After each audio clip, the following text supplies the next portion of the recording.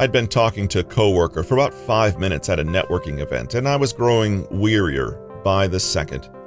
She seemed to think our conversation was a high-stakes poker game because her face and voice were as flat as the paisley wallpaper next to her. At times, there wasn't even a blink to indicate she'd heard what I said. I tried making a joke about how networking events were a human version of butt-sniffing that dogs engage in, and that didn't warrant a smile either.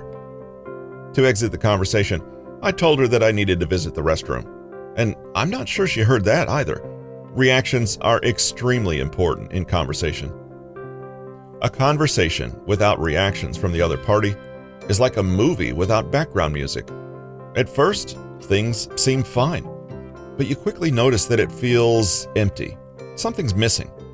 You feel as if you're speaking to a wall you can't read, and one that you're not even sure is listening to what you're saying. You're not sure what to feel and how to proceed because there are no cues given. Reactions show people that you're more than just physically present. You are emotionally and intellectually present. If you match the energy of the person you're talking to, you'll also make them feel like you understand them better than you actually do. As with many things, reactions have a cumulative effect.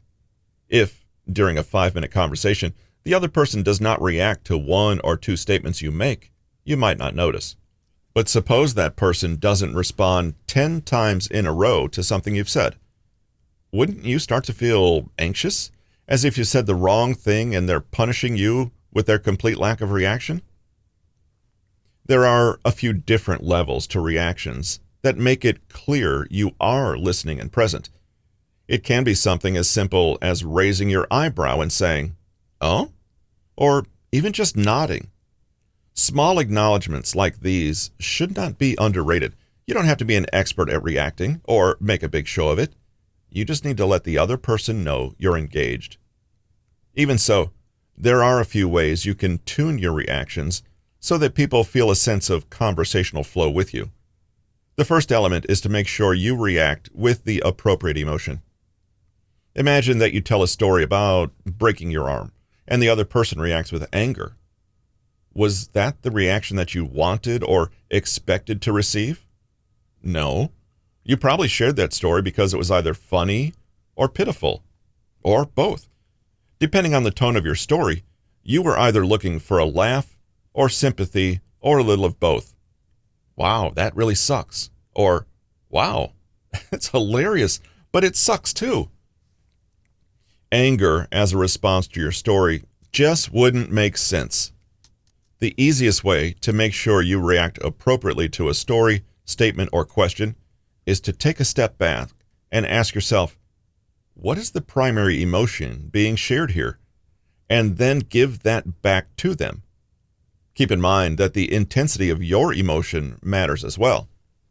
To use the same example, if you were to say, "Wow, I can't imagine what I'd do in your position," you might just be overdoing the sympathetic reaction. On the other hand, if you say, "That's got to be inconvenient," you're probably not being sympathetic enough, which can make the other person feel like you're undermining their emotions. As such, once you recognize the emotion they're looking for, take care to also return it in equal measure as they expressed it to you. Here's a tip.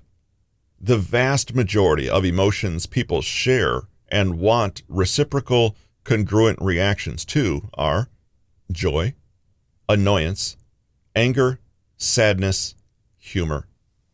Note that 3 out of the 5 are negative. For example, "Did I tell you about how this guy cut me off in traffic earlier today?" That's a combination of annoyance and anger.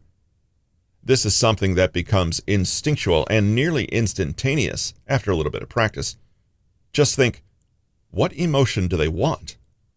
What you're really trying to determine is what emotion they feel so you can respond in kind.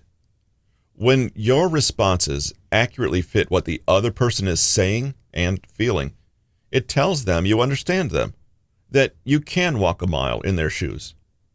You create a lot of subconscious comfort when you react in a way that accurately corresponds to their feelings. To reinforce such expression of understanding to the person you're talking with, take it up a notch by also mimicking their facial expression and gestures. Psychological research has shown that mirroring, a technique that involves subtly copying the other person's body language during an interaction, facilitates liking. So, in responding to that person's story of being cut off in traffic, make sure you not only verbally express your annoyance, but also show it in the furrowing of your brows or the twisting of your mouth to one side. The second way to make your reactions great is to react just a little slower than you think you should. In general, a strong reaction is better than no reaction at all. If you are stone-faced and unreactive, people feel as if they are speaking to a wall, but reacting too quickly can impart a similar frustration. The other person may feel you're just patronizing them and are not truly interested in what they have to say.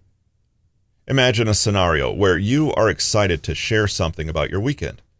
The person you're sharing with is nodding vigorously the whole time you're telling your story. In fact, they are almost interrupting you with their excitement. Right after you share something, they exclaim, "I know," or "Yeah, totally, I get it."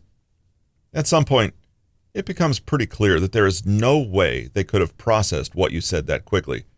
They're just acting with fake enthusiasm because that's what they think they should do. Did they even hear what you said amidst all that nodding and exclaiming?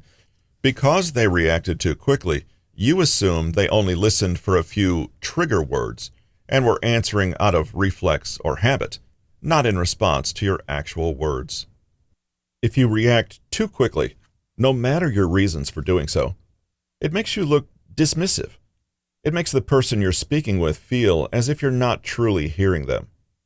You can say, "I get it," all you want, but the message is that you don't get it and you're just trying to get them to stop talking. It's not a great way to build mutual comfort in a conversation. When you react too quickly, it also makes people feel rushed. If you constantly bob your head and say, "Yes, yes, yes, I get it," they feel tremendous pressure to speak quickly and finish up what they're saying.